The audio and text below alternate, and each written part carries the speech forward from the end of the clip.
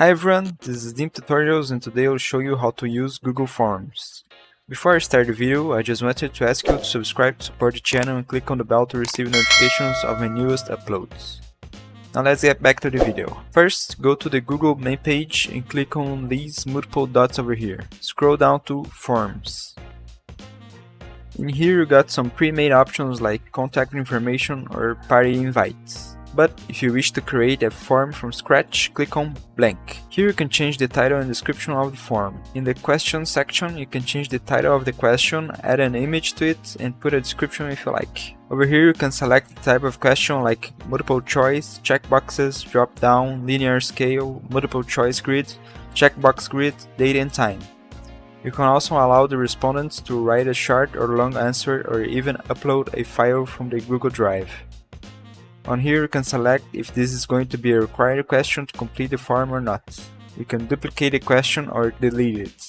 On this side menu over here you can add another question, import questions from another form, add other title and description, add an image to the form, a YouTube video and other sections. This last option works well if you have a multiple choice series of questions and wish to show the respondent other set of questions depending on the answers they give. On the top right corner you have options to customize your form, change the theme color, background color, font style, and even add a header image.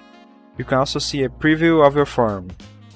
This is what the respondents will see. In the settings option you can select things like if you wish to collect the respondent email, send a receipt to the person who completed the form, limit to one response to person. Keep in mind this requires for the respondent to log into his Google account. You can also set if the person will be able to edit his responses after he submits it, and even see the summary charts and responses of other people. On presentation, you can show a progress bar of the questions, shuffle the question order, and show a link to submit another response at the end of the form.